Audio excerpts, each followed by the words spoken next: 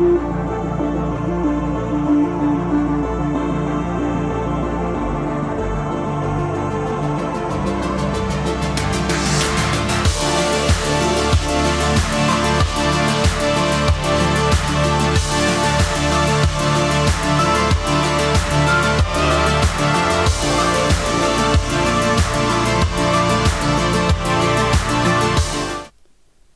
bien, bonsoir à toutes et à tous. Excusez-moi pour ce léger retard, mais ce soir, les problèmes techniques de toute nature se sont accumulés. Donc, je vous prie de m'excuser de ce retard. Donc, ce soir, on poursuit donc la série d'émissions sur quelle sixième République. Et donc ce soir, à la demande d'un certain nombre de personnes sur le site, eh bien, nous allons étudier comment fonctionne la Ve République, parce qu'il y a pas mal de gens qui ne savent pas exactement comment fonctionne la Ve République. Donc c'est le thème de ce soir, ça permettra de voir un petit peu aussi de ce qu'il y a et ce qui ne va pas dans cette République. Alors, avant ça, bonsoir, avant ça, je vous rappelle, pour ceux qui ne seraient pas au courant, donc 6 mois pour échapper à la barbarie, donc il y a ce texte qui a été mis en ligne, qui est vraiment important. Je ne peux pas vraiment dire autre chose, parce que là, c'est vraiment dans les 6 prochains mois, si nous ne passons pas, si nous ne faisons pas un débouché à un saut qualitatif important, quantitatif également, pour l'initiative Une perspective de la Sixième République, ou pour toute autre initiative de nature similaire, je dirais, eh bien, il sera trop tard après pour pouvoir présenter un candidat à l'élection présidentielle et donc pour avoir une chance de changer la donne, sachant que 2022, c'est la dernière échéance. Puisque c'est ce qui est expliqué dans cette vidéo que vous pouvez retrouver sur le site, sur la chaîne YouTube, sur la page Facebook, bien sûr. Les autres alternatives mènent inéluctablement à la barbarie, à une différente variété, mais systématiquement, elles mènent toutes à la barbarie. Donc il n'y a vraiment qu'une perspective, la Sixième République, qui a pris en compte... Pourquoi est-ce qu'on a cette différence? C'est qu'on a pris en compte, justement, quelle était la nature profonde du problème, une crise civilisationnelle, et donc qui adresse véritablement le problème dans toutes ses dimensions et dans toute sa profondeur. Donc ça, c'est vraiment très important, qui le prend justement par le bout constitutionnel, qui est celui qui permet de résoudre de façon la plus douce possible les problèmes auxquels nous sommes confrontés de façon plus unanime, parce que ça permet de réunifier le peuple, de rassembler le peuple autour justement d'une orientation. Donc c'est vraiment ça qui fait la différence. Donc je vous invite à consulter ça sur la page, sur le site et sur la page Facebook et sur la chaîne YouTube. Deuxième chose avant de rentrer dans le vif du sujet de ce soir, c'est la trêve des confiseurs, et donc, bien, moi, je vous souhaite de bonnes fêtes, évidemment, et donc, je vous annonce qu'on va se mettre un petit peu en repos aussi, un peu mérité quand même, parce que c'est quand même une initiative qui demande beaucoup de travail, et donc, on reprendra le 6 janvier, le mercredi 6 janvier, avec une émission là également très structurante, puisque le but c'est de rédiger la constitution de la Sixième République durant le premier semestre de cette année, 2021, puisque ce sera un des arguments pour convaincre les maires de donner des signatures et des parrainages pour la candidature du candidat que nous soutiendrons. Et donc, à partir de là, l'architecture de la Sixième République, bien comprendre pourquoi il y a tous ces éléments-là, pourquoi elle est faite comme ça et pas autrement. C'est pas du tout un bricolage, c'est vraiment quelque chose qui a été extrêmement pensé, extrêmement étudié, qui s'appuie sur, justement, des penseurs du passé, mais qui ont tiré les expériences de 2 siècles et demi de République française et de République un peu au sens général, mais également de l'expérience et des travers, dont nous allons voir ce soir les travers de la Ve République, mais pas que ceux de la Ve République, parce qu'il y a les travers des autres républiques qu'il faut également corriger. Donc voilà, donc c'est vraiment une architecture pensée et qui est dont tous les éléments sont importants. Donc bien la comprendre avant de rédiger la Constitution, c'est fondamental. Sinon on ne peut pas comprendre et bien articuler, faire jouer les éléments. Voilà. Donc sinon, en attendant, je vous souhaite de bonnes fêtes. On va d'abord faire cette émission de ce soir. Troisième chose, avant de commencer, le manifeste fondateur, évidemment, Émergence, dont je vous invite évidemment à commander, à consulter sur le site, à lire également le petit frère qui est Émergence idéologique, donc qui donne une dimension intellectuelle et philosophique, une profondeur philosophique justement à la démarche. Quand je dis que c'est architecturé, etc., c'est vraiment, ça vient vraiment de... C'est très réfléchi, c'est très pensé. On ne fait pas les choses au hasard, on ne se dit pas, tiens, il y a une brique qui ne va pas, on va remplacer ça par ça, et ça suffira à tout résoudre. Non, non. On a vraiment repensé les choses, mais sans improvisation, sans non plus faire des choses, sans faire n'importe quoi. Voilà. Donc, c'est expliqué dans Émergence idéologique, notamment, et dans Émergence, c'est la démarche, je dirais, c'est la stratégie politique, là, pour en 2022, pour gagner et rassembler les Français. Donc, vous pouvez le commander par contact.p6r.org, et également, évidemment, par voie postale, notamment pour envoyer un règlement si vous faites notamment une commande en nombre, pour pouvoir le diffuser autour de vous, ce que je vous engage à faire. Parce que 6 mois, c'est 6 mois pour échapper à la barbarie. Après, la barbarie sera inévitable. Malheureusement, c'est ce qui va se passer. Donc, nous rentrons dans une phase particulièrement critique. J'aimerais que beaucoup de gens en prennent conscience. Nous verrons bien. Inclus dans les manifestes sous forme papier, un accès, des clés pour utiliser le logiciel Crypt, qui est un coffre-fort électronique et un moyen d'échanger des documents de façon totalement sécurisée. Alors, rentrons maintenant dans le vif du sujet de ce soir. Épisode 7, quelle 6ème République? Là, le thème de ce soir, la 5ème République, comment ça marche? Bon, on va commencer par faire un petit peu d'histoire. On va revenir un petit peu sur comment est-ce qu'elle est arrivée, cette 5ème République. Quelles en sont les principales institutions? Comment ces institutions interagissent les unes avec les autres? Quelle est la place des collectivités locales? L'impact également de l'Union européenne sur la 5ème République et le fonctionnement de nos institutions. Et enfin, nous finirons par essayer d'énumérer la liste des travers au moins une première liste, je dirais, des travers de la 5ème République. Voilà, c'est un agenda un peu chargé, mais on devrait arriver au bout en moins d'1 heure, j'espère. Donc, un peu d'histoire. Bon, je pense que beaucoup le savent, mais c'est quand même important de le rappeler.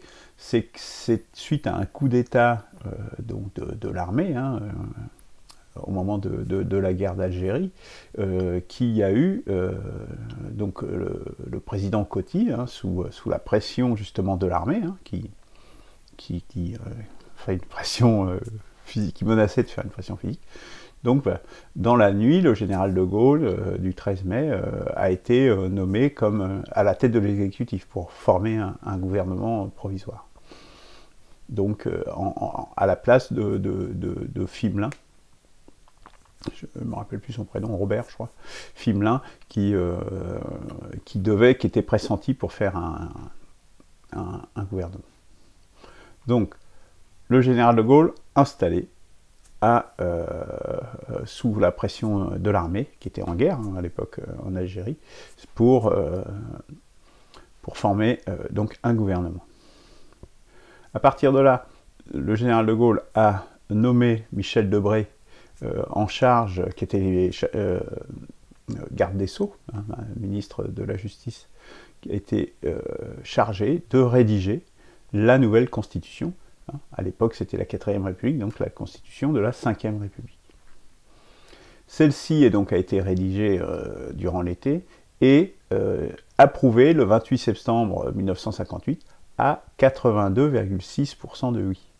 82,6% de oui, c'est une unanimité gigantesque. Ça montre bien que, contrairement à ce que beaucoup disent, le sujet constitutionnel, lorsqu'il est l'heure de le mettre sur la table, c'est sûr que ce n'est pas un sujet qu'on met sur la table tous les jours, et là, nous sommes aussi dans ce genre de situation de crise aujourd'hui, quand c'est l'heure de le mettre sur la table, eh bien, les gens se mobilisent et se rassemblent fortement autour d'un texte constitutionnel. Et ça, c'est une leçon de l'histoire, je pense, qui est très importante à tenir, et qui est vraie en France, mais qui est vraie dans d'autres pays. Donc, le sujet constitutionnel, c'est un sujet dont les Français, dont les peuples peuvent se saisir. Ce qu'il faut, c'est sûr que ce n'est pas tous les jours qu'on discute constitution, mais quand c'est l'heure, et là, nous sommes dans une période où c'est l'heure, eh bien, c'est le sujet qui permet de rassembler les Français. En 2005, on est un autre exemple, avec le référendum constitutionnel européen qui a été rejeté. Nous allons y revenir un petit peu, sans doute, on va certainement l'évoquer.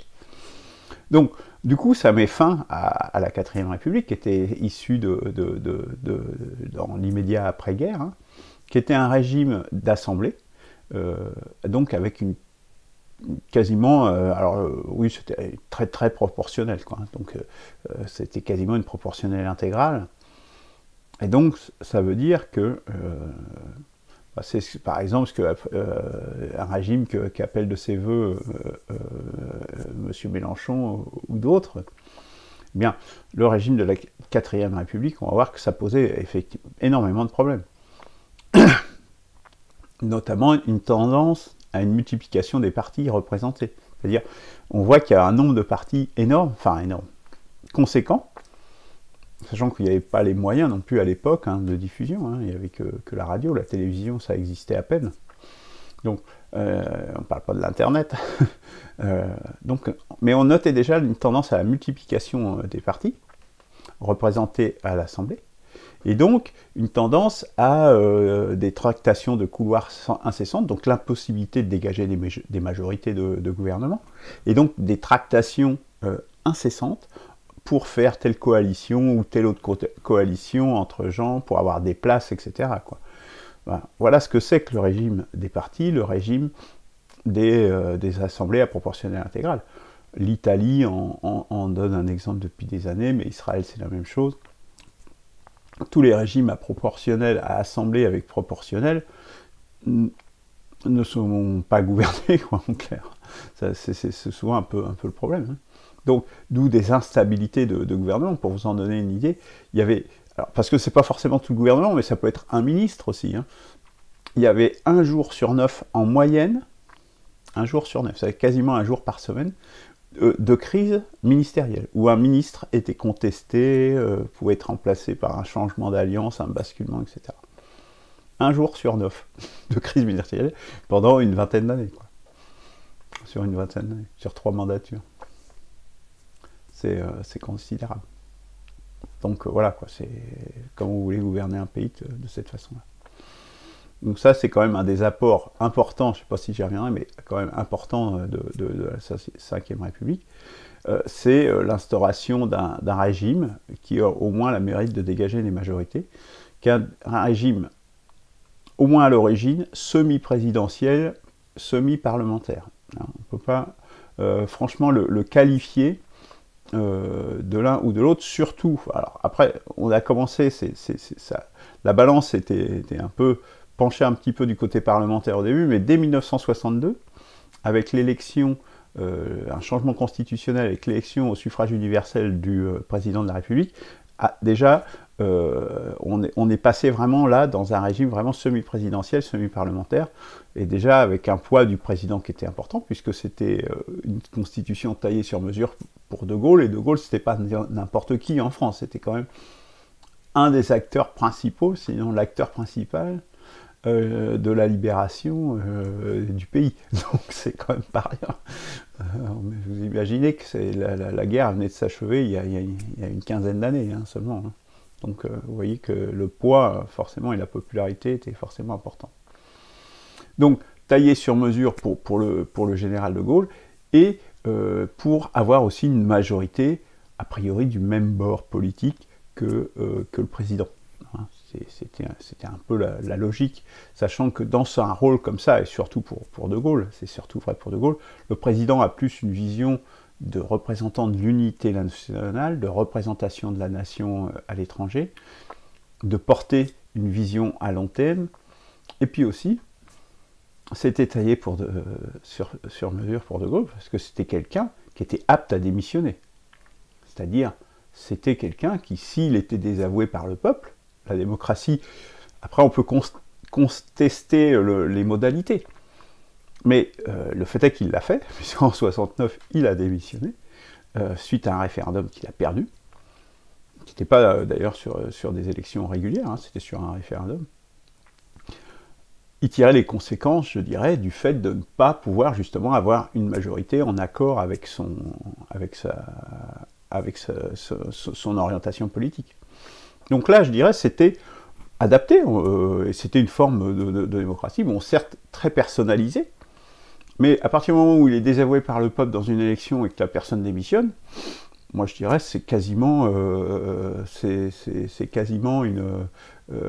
qu'on appelle le RIC pour faire une destitution. Hein. Bon, ça revient, pas tout à fait ça, mais enfin c'est pas si éloigné que ça. C'est de même filiation, on va dire.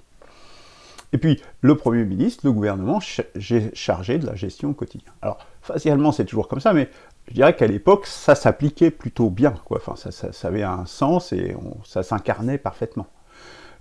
Après De Gaulle, on n'est plus du tout dans la même situation. Parce que déjà, le régime était présidentiel, mais il continue de se présidentialiser de plus en plus au fur et à mesure du temps.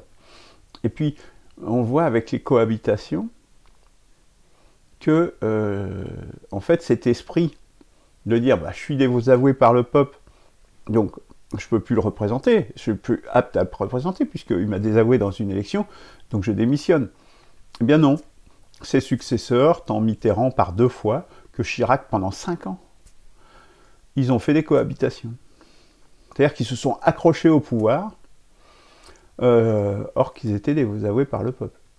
Donc là, on est vraiment dans on n'est plus du tout dans l'esprit de la Ve République, quoi. On n'est pas des hommes, déjà, on n'est pas des hommes à la hauteur de Gaulle, quoi. C'est tout, quoi. C'est qui tire les conséquences des faits. Alors, il y a un seul point positif, une petite parenthèse, hein, qui est malgré tout intéressante dans les aspects cohabitation, c'est qu'en fait, dans la Sixième République, on le verra, mais si vous consultez sur le site ce qui est proposé, vous verrez que la notion de binôme est assez importante et assez promue pour faire de l'autocontrôle, justement, et pas pour déléguer des pouvoirs à une seule personne. Un des avantages qu'on pourrait voir à la cohabitation, justement, c'est que ça crée un binôme et un contre-pouvoir, quelque part, même s'il est faible, mais ça crée un contre-pouvoir, y compris au plus haut niveau de l'État. Et il y a beaucoup de gens qui trouvaient ce système, en fait, pas si mal que ça. Parce qu'en fait, oui, par exemple, aujourd'hui, on est dans un système où il n'y a plus de cohabitation, on va le voir. Eh bien, c'est les pleins pouvoirs permanents pour un seul homme. Alors que la cohabitation, ça permet, par un binôme, d'avoir un contre-pouvoir quand même assez important au plus haut niveau de l'État. Parce que le président, il peut quand même toujours dissoudre l'Assemblée si ça lui va pas, par exemple. Vous voyez, c'est quand même une validation aussi de ça, de la pertinence de cette notion de binôme qui est beaucoup promue dans la Sixième République. Alors, renforcement du présidentialisme pur. On est rentré dans un régime présidentiel pur, surtout avec le quinquennat, donc avec la réforme de Lionel Jospin, où est-ce qu'on a aligné les durées de mandat entre le président et l'Assemblée nationale, et l'élection présidentielle a été mise systématiquement avant l'élection législative. Donc l'élection législative, c'est une chambre d'enregistrement, ça sert plus à rien, quoi. Un autre élément important, c'est la montée en puissance de ce que j'appelle les experts. Les experts, ça va être des juristes, ça va être des conseils, etc., etc. Des gens qui ne sont pas élus, en définitive, mais qui ont une très grosse influence dans la menée de la politique. Je pense à Bercy aussi, dans les domaines économiques. C'est-à-dire que c'est tout un tas de gens qui sont de la haute fonction publique, sont élus par personne, mais ils influencent énormément les choses. C'est symptomatique, c'est au ministère des Affaires étrangères, qu'est-ce qu'ils font? Quand il y a quelque chose un ministre qui ne suit pas ce qu'il pense, ils traînent des pieds, ils font rien, ils attendent que le prochain ministre arrive. On n'est plus en démocratie, c'est ça qu'on appelle l'État profond. Il y a eu, pas le dernier numéro de la revue de Michel Onfray, Front Populaire, qui était consacré justement à l'État profond. On en voit, voilà, l'illustration là de ce que ça veut dire concrètement. Et puis, parallèlement à ça, la montée en puissance également d'autres institutions non élues, hein, ou extrêmement distantes et non populaires, je dirais, comme l'Europe, comme les régions, et au fur et à mesure des pertes de souveraineté de la nation française, quoi. Au fil des traités, Maastricht, Union européenne, traité de Lisbonne, etc. Euro également, dans le domaine monétaire, qui est quand même un domaine extrêmement important.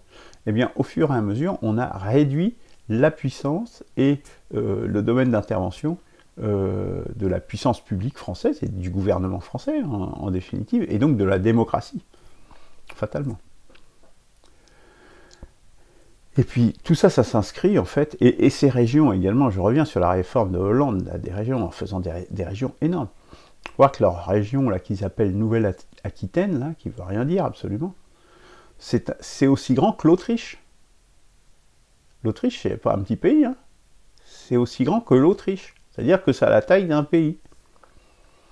Ça veut dire quoi? Ça veut dire que leur projet à long terme, c'est vraiment de détruire les nations.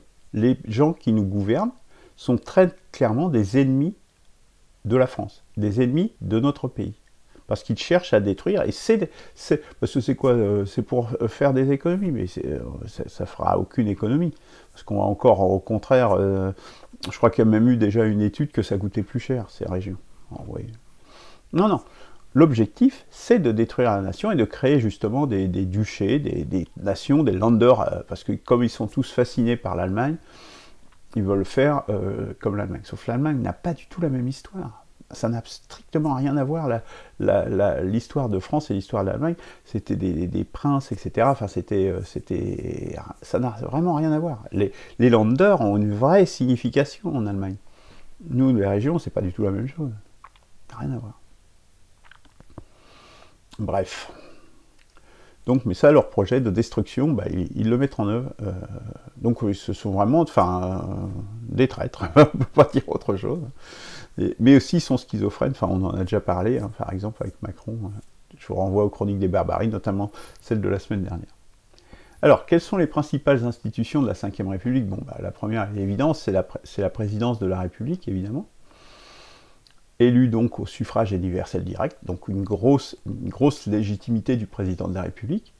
C'est lui qui nomme le Premier ministre, il préside le Conseil des ministres, il a également un pouvoir de dissolution de l'Assemblée nationale.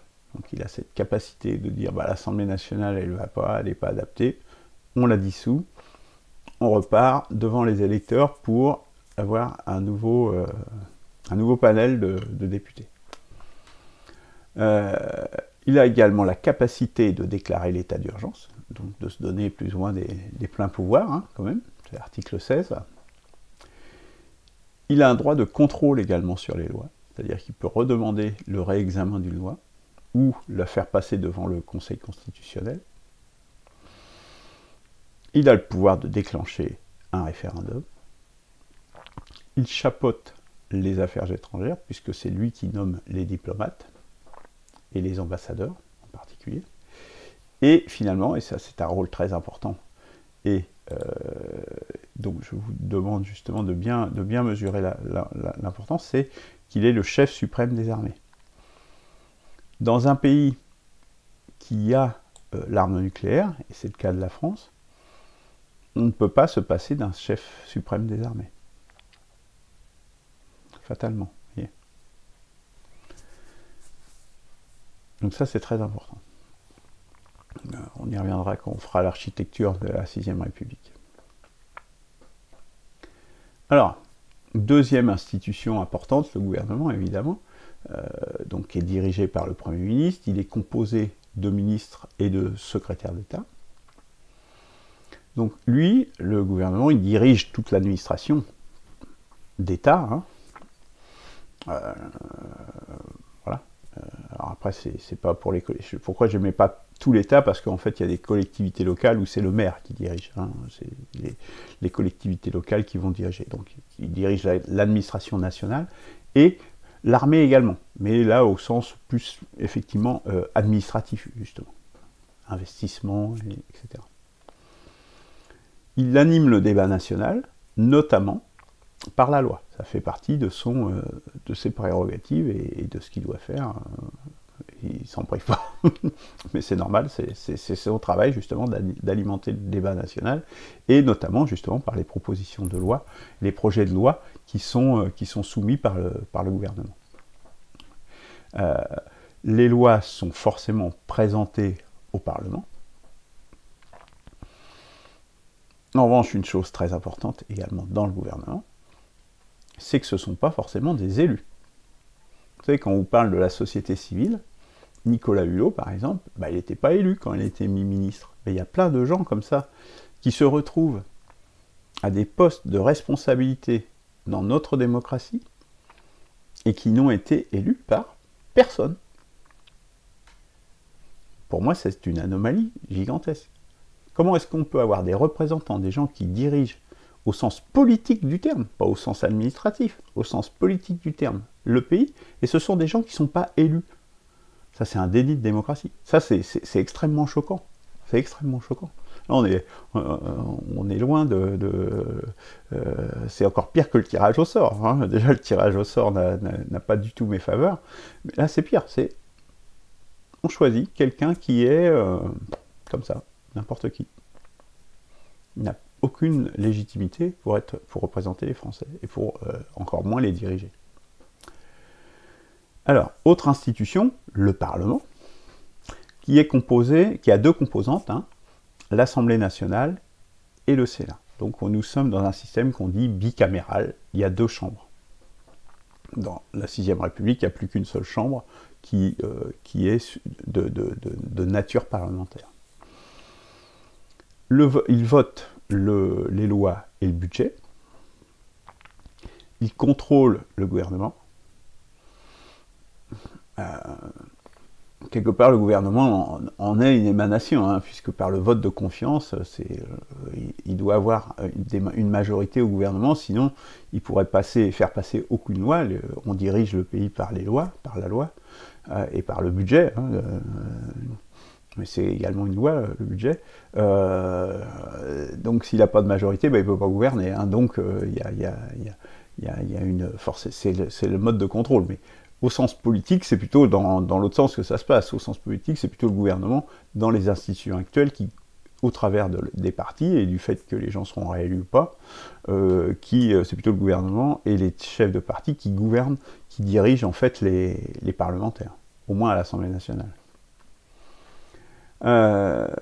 Les élus disposent d'une immunité juridique. Donc ça, c'est particulièrement important. Je l'ai déjà expliqué dans une autre vidéo. Mais ça, c'est fondamental. On ne peut pas être en démocratie, c'est impossible si vos députés n'ont pas une immunité qui peut être levée sous certaines conditions. Mais s'il n'y a plus l'immunité, c'est-à-dire que du jour au lendemain, par l'arbitraire d'un juge ou de je ne sais qui, d'un ministre, par exemple, qui enverra ses sbires pour aller l'arrêter par la police, par exemple, eh bien, un élu pourrait être embastillé. Ça, c'est un et je veux dire que dans l'histoire, et y compris dans l'histoire ancienne des monarques, etc., le fait que des personnes haut placées n'aient pas d'immunité, on s'en est servi de nombreuses fois pour prendre le pouvoir ou évincer des gens du pouvoir. Même actuellement, les candidats n'ont pas d'immunité, par exemple, eh bien, on voit ce que ça a donné pour Fillon, ou pour même DSK, hein, si on remonte un peu plus loin. C'est absolument anormal, parce que du coup, ça fausse forcément les élections. Et là, c'est pour ce qui est candidat, mais là, ça fausserait même la démocratie telle qu'elle est là, parce qu'il suffirait de dire, bah, tous ces gens-là, ils sont de tel parti, on les embastille, et puis voilà, quoi. Donc c'est extrêmement important. Il n'y a pas de démocratie sans immunité, c'est impossible. Impossible. L'Assemblée nationale, c'est donc la première composante, la composante la plus importante du Parlement. Donc c'est là où c'est la Chambre des députés, là où sont les députés, donc c'est au suffrage universel direct, par circonscription. C'est-à-dire que ces circonscriptions, elles sont dans un département, mais elles ne représentent rien, parce qu'au sens, c'est juste un regroupement de communes ou d'arrondissements, mais qui n'ont aucune réalité concrète sur le terrain. C'est juste pour se présenter à l'Assemblée nationale.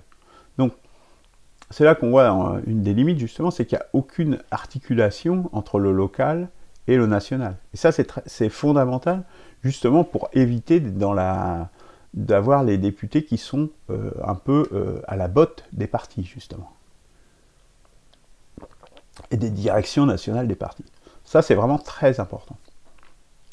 Et donc, c'est vraiment quelque chose qu'il faut absolument démonter, ça. Et dans la 6ème République, c'est vraiment casser cette notion de circonscription et de ne pas avoir de pouvoir local pour les députés, donc de ne pas avoir d'ancrage local. C'est ça que ça veut dire.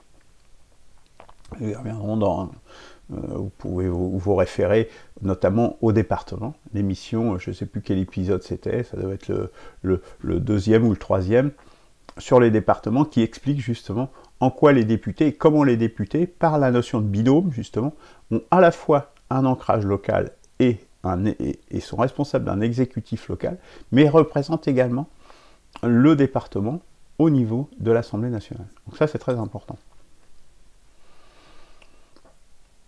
Et donc, comme ils ont un ancrage local, ils peuvent être moins à la botte des partis, parce que quand vous avez un ancrage local, que vous avez des électeurs qui votent pour vous parce qu'ils vous connaissent comme des maires, qui sont connus, et du coup, la puissance des partis et des dictats qu'ils pourraient imposer est beaucoup moindre. Donc ça donne aussi, c'est aussi un moyen pour le peuple et pour je dirais les individus de qualité, les représentants de qualité, eh bien, de passer outre les oukases qui peuvent être pris à la tête des partis de façon purement arbitraire.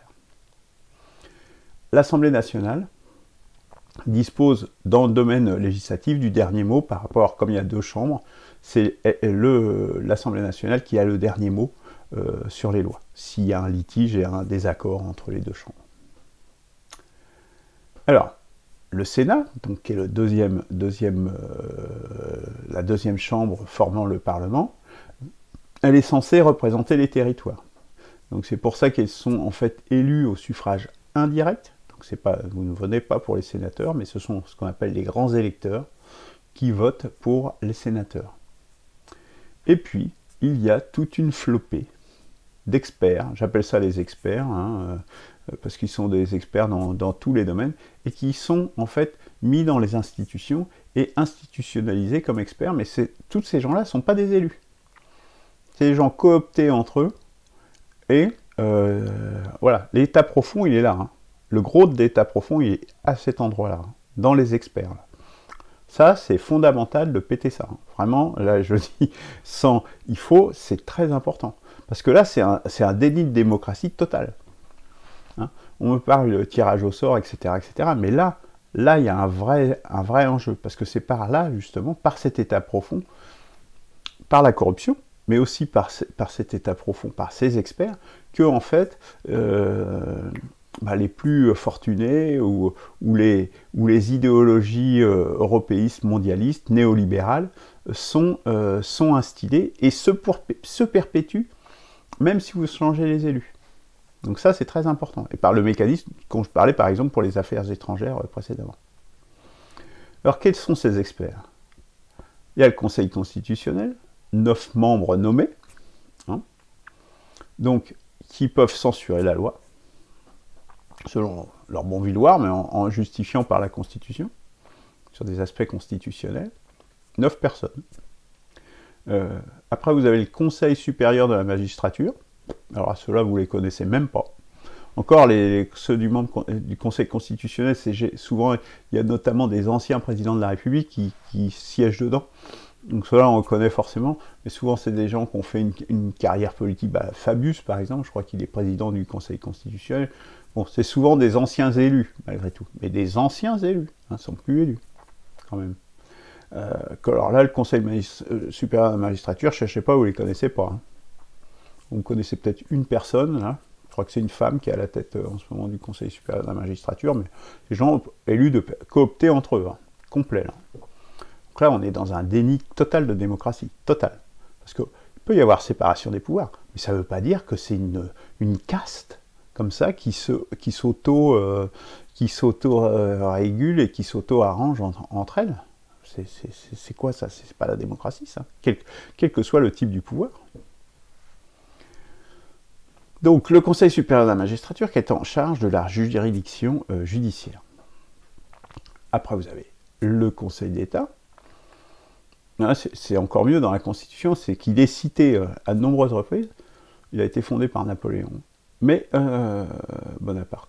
Mais il n'est pas défini. Hein, moi, je n'ai pas trouvé dans la Constitution un endroit où le Conseil d'État est défini en tant que tel. Alors que ce n'est pas vrai pour, par exemple, le Conseil supérieur de la magistrature. Donc lui, il est censé donner des conseils, des avis, mais là aussi, c'est lui la juridiction suprême administrative. C'est-à-dire qu'il peut, et on l'a vu, dans de nombreux cas, une décision du Conseil d'État, hein, vous avez entendu ça certainement à la télé, à la radio, le Conseil d'État a tranché et il a dit que ça serait comme ça. Voilà. Mais d'où ils sortent ces gens-là pour trancher des litiges comme ça, quoi. C'est pas que de la technique, hein, dans ces trucs-là, dans ces décisions, il y a souvent des aspects politiques importants. Et quelle légitimité ils ont pour ça, hein? Parce qu'après, vous savez, hein, la loi, il y a l'esprit, il y a la lettre, etc. Hein, c'est pas forcément complètement une application basique et simple de la loi. À ce moment-là, il n'y a pas besoin de passer devant une juridiction. Hein. On met un ordinateur, si c'était le cas. Continuons donc sur ces experts. On a le Conseil économique et social et environnemental, donc qui peut aussi donner des avis. Donc là, alors là, c'est encore plus. Là, c'est la loi. On met qui on veut dedans. Là, c'est encore mieux. Donc on est vraiment dans cette république des experts et de gens qui, en définitive, et là on ne parle pas des administrations, hein, là il n'y a même pas Bercy, là, hein. Donc vraiment on est dans des institutions complètement, et qui sont prévues dans le Conseil, dans la Constitution, mais qui sont complètement hors démocratie, parce que la démocratie, je vous rappelle, c'est quand même le pouvoir du peuple, par le peuple, pour le peuple. Là il n'y a rien de populaire, là, non. Alors, les interactions entre les institutions de la République, c'est aussi les grands rapports justement entre ces pouvoirs. Là, on voit, il y a le pouvoir, j'espère que vous voyez bien, il y a le pouvoir exécutif qui est en rouge, le législatif qui est en vert, et le pouvoir de contrôle. Donc, le pouvoir de contrôle, il est censé être assez faible. C'est quand même essentiellement le Conseil constitutionnel, donc 9 personnes. Qui peuvent dire, cette loi-là, non, elle n'est pas constitutionnelle, selon des critères, comme je disais, hein, ça reste quand même assez... je ne veux pas dire qu'on est dans l'arbitraire, mais on peut y être, ça peut arriver. Alors, qui est-ce qu'on a? Donc, on a en haut le président de la République, élu pour 5 ans, qui nomme le Premier ministre et le gouvernement, de fait. Et il a la capacité de dissoudre l'Assemblée nationale, mais pas le Sénat. Donc, qui est une des parties du Parlement. Il peut consulter le peuple par référendum, et il est élu directement au suffrage universel, direct. Le Parlement, donc comme je disais, il est constitué de 2 parties, l'Assemblée nationale pour 5 ans, le Sénat qui est maintenant pour 6 ans, alors qu'avant c'était 9 ans. Et donc on voit bien qu'ici l'Assemblée nationale est élue par le peuple, par le corps électoral, mais que le Sénat, lui, c'est indirect, donc c'est par les grands électeurs, les conseillers régionaux, généraux, etc. Et les conseillers municipaux qui élisent le Sénat. Voilà. Le Conseil constitutionnel, lui, est tout seul. Alors, les interactions, on va regarder un peu le parcours législatif, parce que je pense qu'il y a pas mal de gens qui ne le connaissent pas, et que dans la 6e République, le parcours législatif est certes sera un petit peu différent, mais il y aura aussi un parcours législatif, évidemment. Donc là, j'ai repris une illustration que j'ai trouvée amusante. Bon, là, je pense que vous ne voyez rien du tout. Donc, on va zoomer un petit peu sur différentes parties de ce parcours législatif. Donc, dans un parcours législatif, il y a l'initiative, donc qui initie la loi. Après, il faut déposer la loi, c'est-à-dire en faire un projet de loi avec des articles, etc., quelque chose qui tienne en route. Là, le Conseil d'État peut être consulté, justement, pour savoir, pour bien rédiger, etc., etc. Donc là, on voit déjà qu'il y a une intervention importante. Ça ne veut pas dire qu'il ne faut pas prendre de conseils, mais là, on a un rôle qui est, je dirais, par trop important. Donc le dépôt, après il y a l'examen, évidemment, de la loi en tant que telle, et puis son vote. Donc c'est dans cette partie ce que nous allons voir. Donc soit le gouvernement peut déposer un projet de loi, ou le Parlement, donc le Sénat ou l'Assemblée nationale, peuvent déposer une proposition de loi. Pas tout à fait la même chose. À partir de là, il y a une des commissions de l'Assemblée nationale, ça passe d'abord devant l'Assemblée nationale.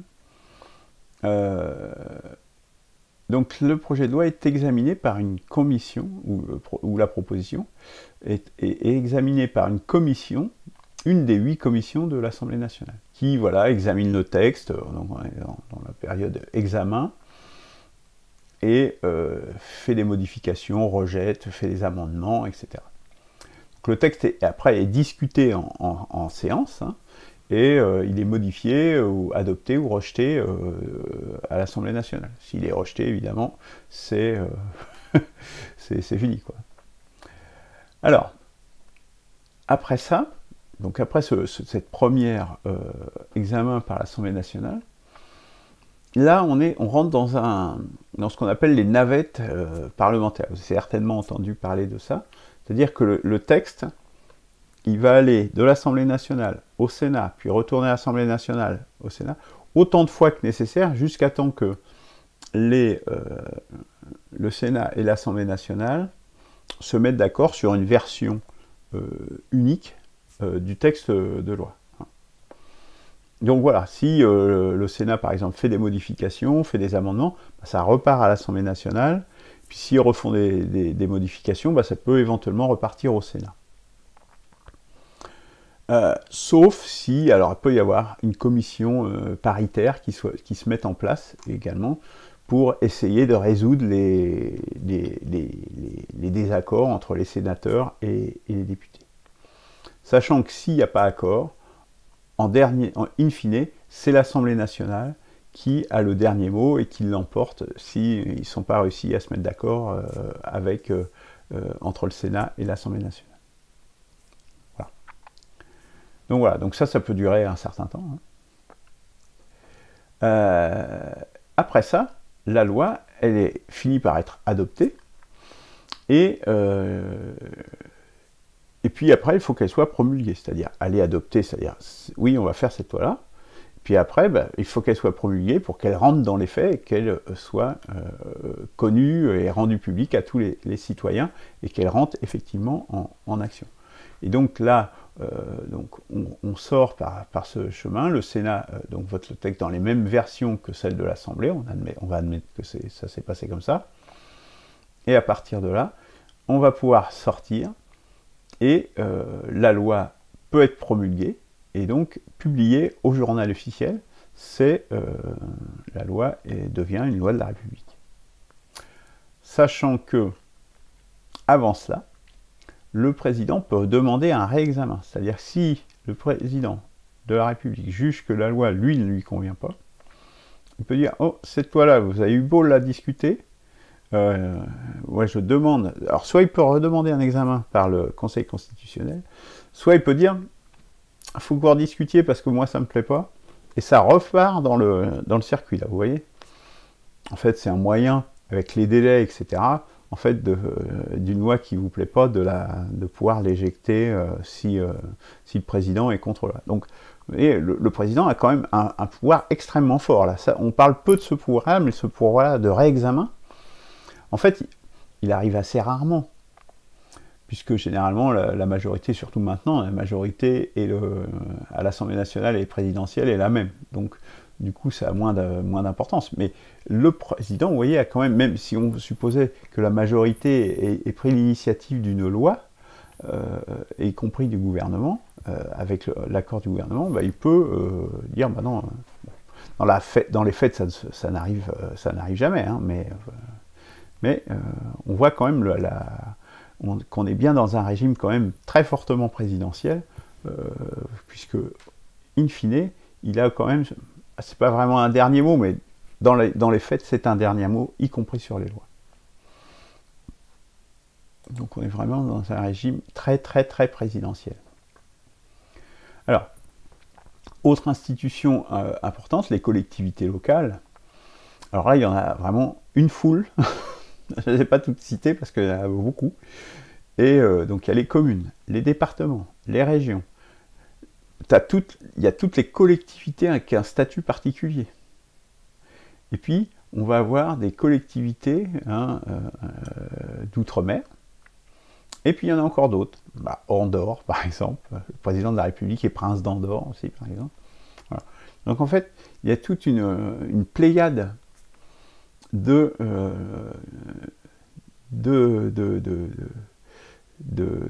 collectivités plus ou moins locales, d'ailleurs. Puisqu'il y a aussi les Français de l'étranger, etc. C'est pas négligeable, parce que c'est plus de 2 millions de personnes, c'est 2,5 millions de Français qui vivent à l'étranger, donc c'est pas du tout négligeable. En fait, ce qu'on a pour ces collectivités, c'est qu'on a, comme je dis souvent, hein, le pouvoir ne se partage pas, mais il peut se déléguer.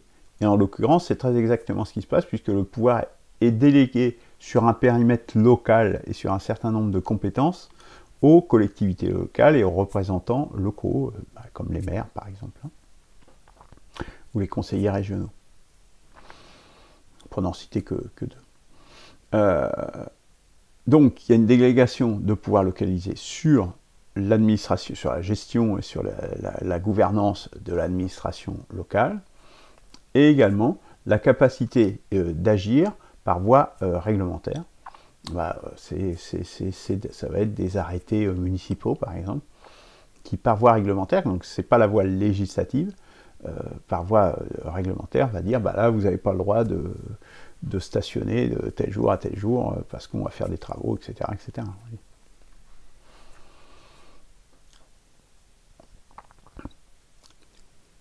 On ajoute à ça un représentant de l'État central, hein. Ça, c'est aussi l'État, hein. Les employés municipaux, ça fait partie de l'État. Mais un représentant de l'État central, c'est-à-dire qui va regarder... Alors, il y en a de différentes natures, mais le plus connu, c'est le préfet, hein. Mais dans l'administration, dans la comptabilité publique, il y a aussi des mécanismes qui font que la comptabilité locale est qu'en fait tenue par le ministère de l'économie et des finances, hein, en vérité. Ce sont deux exemples. Mais le préfet, c'est le représentant typique, hein, de l'État central au niveau local. Alors,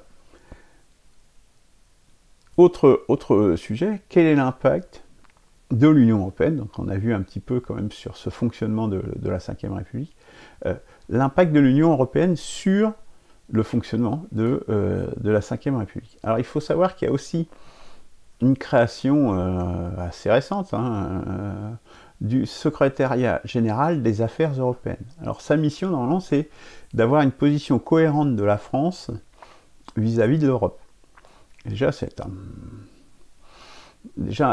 oui, on a encore mis une couche d'experts là, alors que normalement il y a des ministères qui sont déjà là pour ça quand même, hein. Vous voyez, c'est déjà un petit peu bizarre. On a encore remis une couche d'experts à ce niveau-là, d'administrateurs. Et l'idée, ce serait de se dire, ça serait pour que la voix de la France soit unifiée au niveau européen. Mais en fait, dans les faits, c'est plutôt bidirectionnel, c'est plutôt de la France vers l'Europe, mais aussi de l'Europe vers la France, et je dirais même plutôt de l'Europe vers la France. Dans les faits, c'est plutôt comme ça, puisqu'en définitive, l'oligarchie, parce qu'il faut bien prononcer le nom à un moment donné, c'est par ce biais-là, justement, et par des biais, de nouveau, non démocratiques, par des biais administratifs, une fois de plus, que on fait passer les décisions et les directives qui viennent de l'Union européenne. On est complètement hors démocratie, là, de nouveau, hein, y compris dans les mécanismes. Hein. On pourrait même imaginer que ça passe par les mécanismes démocratiques, mais non, même pas du tout. On a un secrétariat général aux affaires européennes. Secrétariat général. Qui vont donc notamment être en charge de faire passer ce qu'on appelle les GOPE, ou GOPE, comme vous voulez, les grandes orientations des politiques économiques. Donc en fait, l'idée, ça va être de retranscrire, notamment dans le droit français, hein, mais pas uniquement dans le droit, hein, mais notamment dans le droit français, des décisions qui sont prises au niveau européen. C'est-à-dire que là, on a complètement inversion du droit et de la démocratie, c'est-à-dire que c'est le droit, plutôt que d'émaner du peuple, eh bien il vient d'en haut. Là, on est complètement hors démocratie, complètement hors. Hein. Puisqu'on est sur une institution, des institutions qui ne sont pas élues, et qui ne sont même pas élues par le peuple français. Enfin, ça va quand même très loin. Hein. Ça va quand même très très loin. Et on va vous donner un florilège justement de qu'est-ce que c'est que ces grandes orientations économiques. Eh bien, c'est diminuer les dépenses publiques. C'est un objectif en soi, paraît-il. Bon, c'est pas forcément un objectif en soi. La preuve, c'est en ce moment avec le Covid, ils sont bien obligés de... Ça, c'était avant Covid, hein, évidemment. De faire autre chose, donc c'est un peu obsolète, mais c'est quand même l'intention, elle est là, quoi, et la trajectoire elle reste là, quoi. Ils définissent également aussi la portée de l'action des pouvoirs publics, c'est-à-dire qu'ils se fixent comme objectif de dire, nous, Europe, en France, on va vous dire vos pouvoirs publics, donc notre gouvernement, notre administration, ce que vous avez le droit de faire et ce que vous n'avez pas le droit de faire dans votre pays. C'est ça qui est... C'est officiel, hein, c'est des choses officielles, ça, j'invente absolument rien. Hein. Voilà. Portée de l'action des pouvoirs publics, c'est-à-dire que, on pourrait dire, le maire, là, non, il a trop de pouvoir, faut y en enlever, ou... Vous voyez. On est à ce niveau-là, mais là, on est même à un niveau supérieur, parce qu'ils n'agissent pas au niveau des maires, évidemment, des municipalités, ou alors ils pourraient faire le contraire. Parce que comme il y a une tendance aussi des grandes villes à vouloir s'autonomiser, ils pourraient dire, non, il faut déléguer ça au maire. Vous savez, Anne Hidalgo ou le maire de Londres, etc., ils sont très en faveur de ça, hein, très en faveur que les villes s'autonomisent par rapport au pays. Il y avait même le maire de Londres, je crois, qui voulait justement qu'il y ait des lois spécifiques à Londres. Oui, Je vous assure que ce n'est pas une plaisanterie.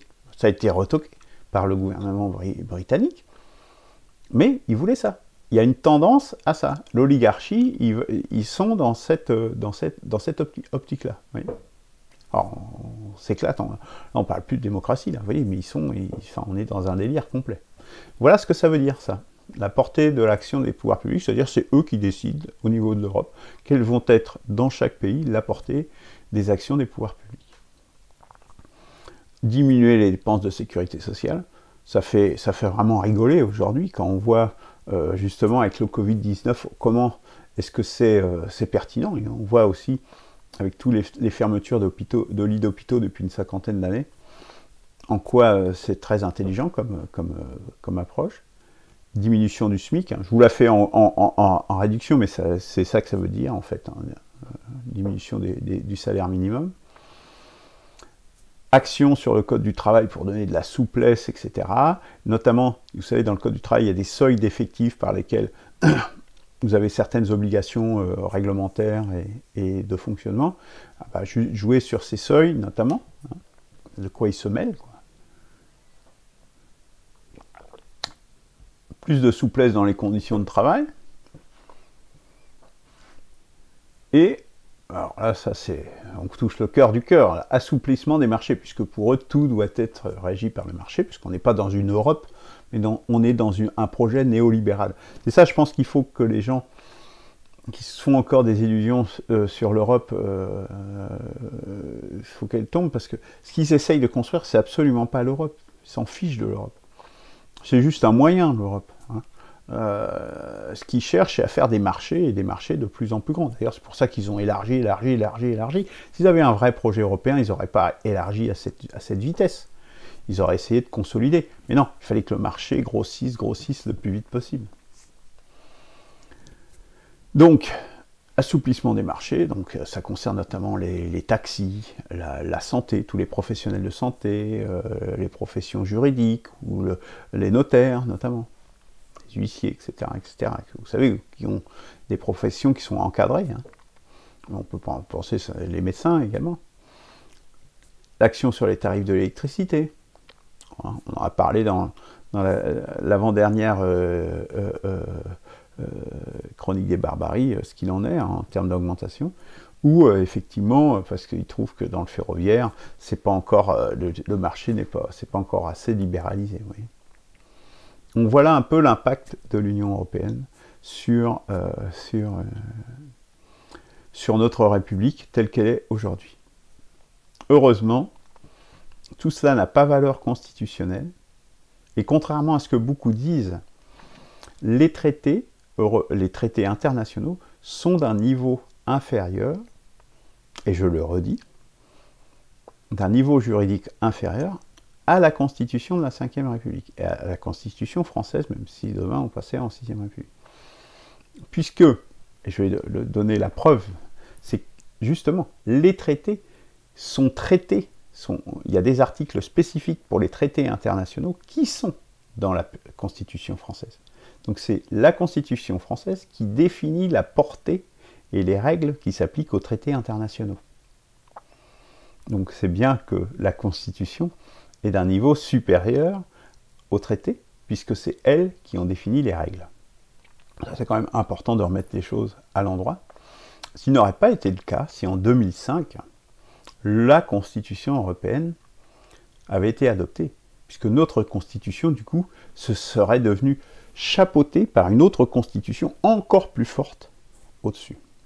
Voire, à terme, il aurait peut-être, comme les autres lois, ils le font pour les autres lois, ben, il l'aurait vidé de sa substance pour transposer la Constitution européenne dans la Constitution française.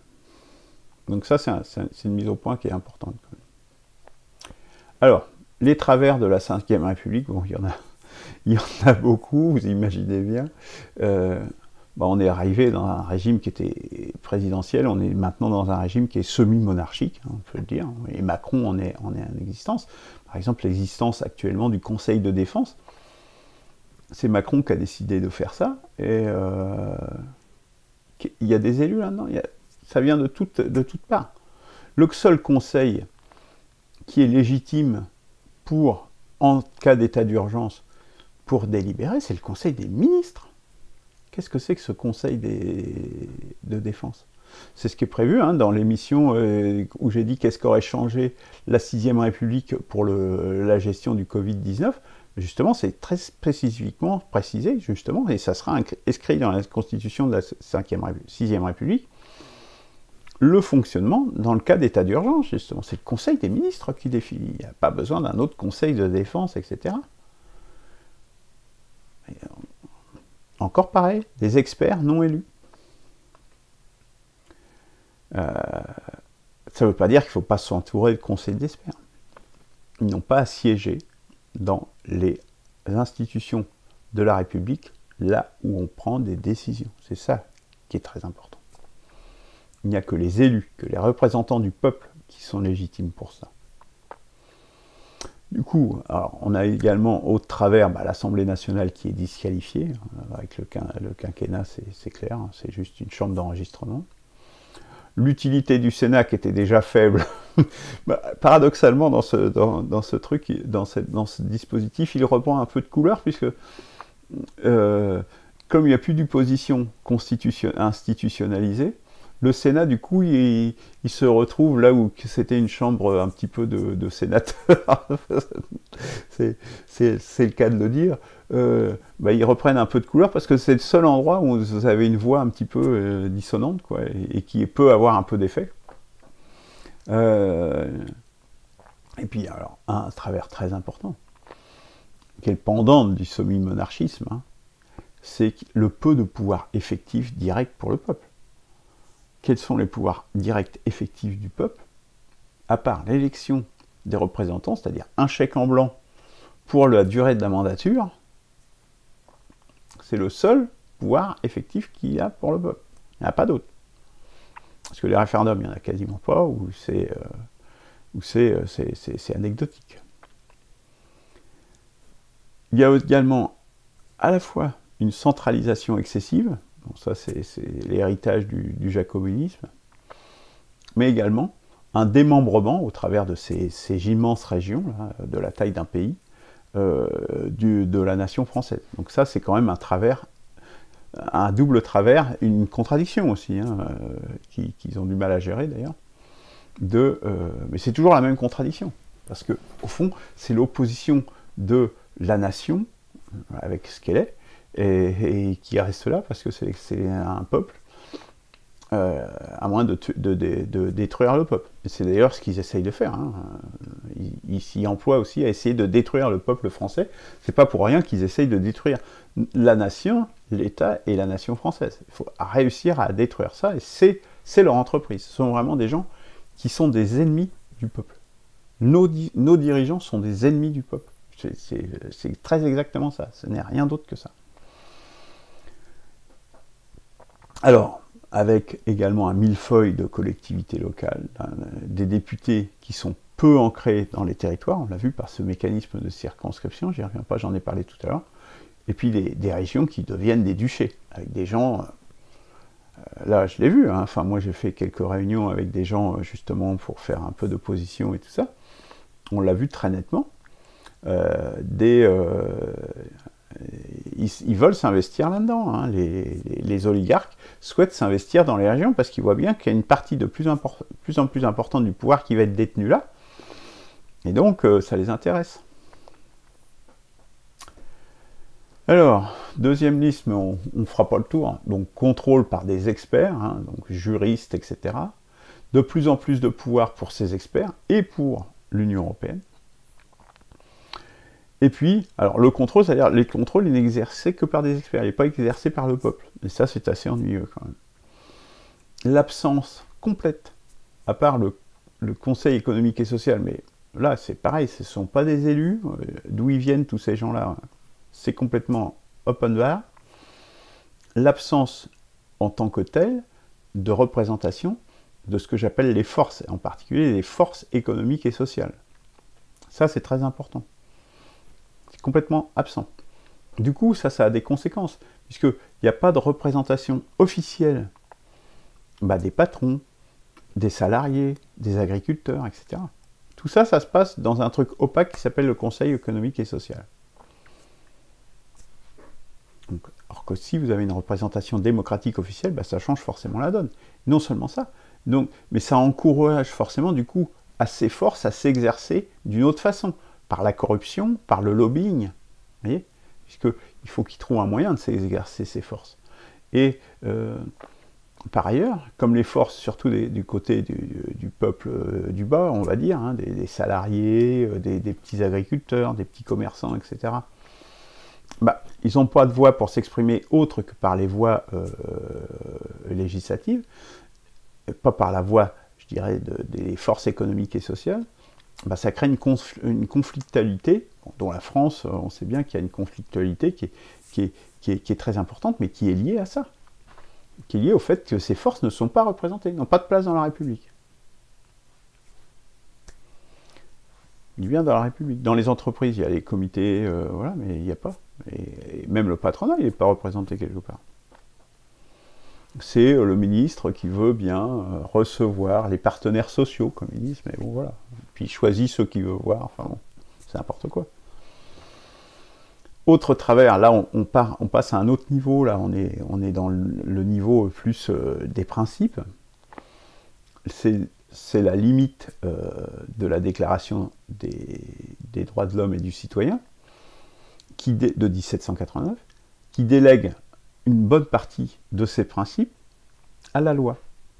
C'est-à-dire que vous avez des principes fondamentaux, donc très haut dans le droit, hein, c'est-à-dire vous avez la Constitution qui est tout en haut, et au-dessus encore, qu'est-ce qu'on dit, c'est le préambule de la Constitution qui est vraiment le haut du haut, c'est la crème de la crème, là, c'est le cas de dire. Et cette crème de la crème, elle dit, oh ben en fait, ça sera un truc tout en bas, là qui s'appelle la loi, là, qui va être bien en dessous, qui va en fait déterminer comment est-ce qu'on applique, par exemple, la liberté. C'est un non-sens complet. C'est-à-dire que c'est un moyen, en fait, d'inverser l'ordonnancement des principes législatifs. Donc là, on est complètement là-dedans, et on voit bien aujourd'hui avec les restrictions des libertés, qui sont, puisque justement, comme la loi peut faire ce qu'elle veut, on peut bafouer la liberté comme on veut, il n'y a aucun problème. Et puis, il y a aussi cette notion, l'existence qu'on appelle de loi dite organique. Donc qui organise en définitive les élections et tous ces aspects-là en fait de la vie démocratique qui sont très importants. Pas de loi organique pour ça. On est dans les mécanismes de la représentation, ça doit être dans la Constitution. La notion de loi organique, ça ne devrait pas exister du tout, du tout, du tout, du tout. Hein, il y a des lois, après, qui peuvent concerner l'administration. Hein, pourquoi pas, le fonctionnement de l'administration, pourquoi ça peut être une loi tout à fait ordinaire. Mais la notion de loi organique, ça veut dire aussi qu'on va organiser les modalités de la démocratie et de la modalité de la représentation, notamment. Ce qui est très important, puisque c'est par là que s'exprime le peuple. Non, non, non, ça n'a rien à faire dans des lois, ça, c'est du registre de la Constitution. Donc pour moi, loi organique, déjà, c'est excitant. Bon, et je m'arrête là, la liste n'est pas exhaustive. Voilà, donc j'étais un peu long, hein, je pense, plus long que ce que j'aurais pensé. Alors, en résumé, on va essayer d'aller un peu plus vite. Donc, la Ve République est issue du coup d'État de 1958, ratifiée à 82,6%, comme quoi la Constitution, c'est important et c'est un sujet que les Français peuvent prendre à bras-le-corps, et c'est un moyen de rassembler les Français. Si on veut changer réellement le système, c'est à la fois le moyen de rassembler les Français, et comme c'est ce qui est tout en haut du droit, c'est ce qui donne le plus fort levier pour vraiment changer les choses.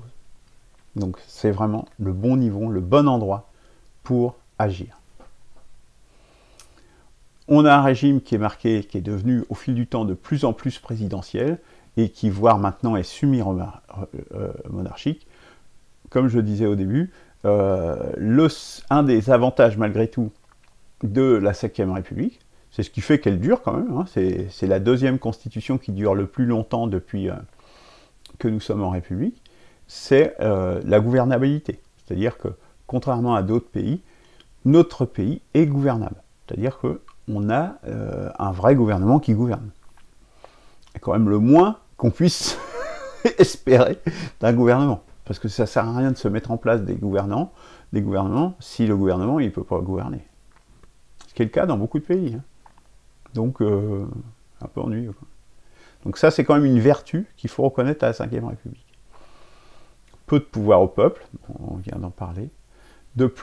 En plus de pouvoir à des gens qui ne sont pas élus, c'est sur un non-sens démocratique. De plus en plus de pouvoir pour les experts de tout acabit, donc des gens non élus par définition, et à l'Union européenne, c'est-à-dire des gens qui sont juste pas français, quoi. Donc, de très nombreux travers, hein, on vient de le voir. Du coup, on peut vraiment se poser la question, sommes-nous encore en démocratie? Quand on voit tout ça, quand même, ça commence à faire quand même beaucoup. Et quand on voit comment ça se déploie dans la dernière période, on peut se poser la question en démocratie. Sommes-nous encore en démocratie? Moi, honnêtement, je pense que nous ne sommes plus en démocratie et qu'il est vraiment temps de la sauver. Et c'est une voie historique, hein, puisque c'est une oligarchie, je l'ai déjà expliqué. On peut, Achille Mbembe également l'expliquer. Est-ce qu'il y a encore une place pour la vie politique au XXIe siècle? C'est vraiment la question. Et je crois vraiment... J'ai envie de prier les gens, mais vraiment, saisissez-vous. Il est vraiment temps de se réveiller, de se bouger. C'est 2022, c'est la dernière chance, vraiment. Et là, pour avoir une chance en 2022, c'est dans les 6 mois qui viennent. Après, ça sera trop tard. Après, ça va être très difficile, extrêmement difficile de s'en sortir. Extrêmement difficile. Là, on a encore les leviers, on a encore la possibilité. Après, voilà, il faut vraiment se mobiliser, se réveiller. Je ne peux pas dire mieux, hein, malheureusement. Alors, pour aller plus loin, je vous invite à regarder cette chaîne, donc l'État cryptique. C'est un jeune homme qui fait des émissions déjà depuis un certain nombre de temps. Depuis un certain temps, bon, il y a diverses choses, mais c'est très intéressant, de diverses, sur les constitutions, sur la loi, etc. Bon, parfois, il y a d'autres sujets aussi, mais pour aller plus loin, c'est assez intéressant. Quelqu'un qui a une formation, je pense, juridique et de droit constitutionnel. Il étudie notamment la constitution de l'Union soviétique, c'était un sujet intéressant. Vous pourrez consulter, voir cette vidéo, elle est, bon, il y en a plein d'autres, hein, sur la Ve République, etc., etc.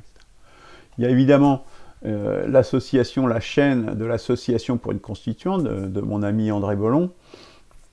Là, on a des articles de qualité également, et sur une critique, évidemment, de la Ve République, plus de fond que ce que je peux faire là. Moi, je passe en revue rapidement, hein, je vais à l'essentiel, et j'essaye de dresser je fais de la vulgarisation, hein, je ne fais pas de la recherche en profondeur, hein, et c'est clair. Donc, pour aller plus loin, donc c'est vraiment ça. Une autre chose, vie publique, hein, qui est une émanation de l'État français. Voilà, là il y a un article notamment, comment caractériser le régime politique de la Ve République. C'est assez intéressant, c'est facilement lisible en plus, donc je vous invite à aller le consulter en plus. Et puis après, il y a évidemment le site du Conseil constitutionnel lui-même, où là vous allez avoir le texte intégral de la Constitution, de ses révisions, etc. Donc ça, c'est facile à lire. Hein. Franchement, la Constitution, honnêtement, c'est pas très difficile à lire. Ça vaut la peine d'aller jeter un œil si vous voulez. Alors, je ne vais pas tout dire. Hein. Bon, voilà. La prochaine fois, voilà, hein, il n'y aura pas de prochaine fois. La semaine prochaine et la semaine d'après, trêve des confiseurs. On reprend les émissions, donc l'épisode 9, non, ce sera plutôt l'épisode 8 d'ailleurs, je pense. Explication de l'architecture de la 6e République, épisode donc suivant de quelle 6e République. Je ne reviens pas, j'ai expliqué tout à l'heure en début d'émission. Reprenons espoir, chronique des barbaries, donc dernier numéro qui sera consacré vendredi au sujet du transhumanisme. Donc tous les vendredis sauf là, le prochain vendredi, il y aura une émission, mais pas les 2 suivantes, et donc on reprendra en janvier après. Rejoignez l'initiative, inscrivez-vous sur le site, hein, c'est vraiment important pour qu'on puisse échanger et faire vraiment groupe au niveau national et vraiment ouvrir un espoir. Émergence, commandez-le, diffusez-le autour de vous. C'est vraiment le moyen, si vous ne l'avez pas encore lu, de pénétrer et de comprendre toute la stratégie et pourquoi c'est possible de gagner en 2022 pour une perspective, la 6e République. Je vous souhaite une bonne fin de journée et je vous dis à vendredi et à l'année prochaine pour ceux qui ne suivront pas la chronique des barbaries. Allez, au revoir.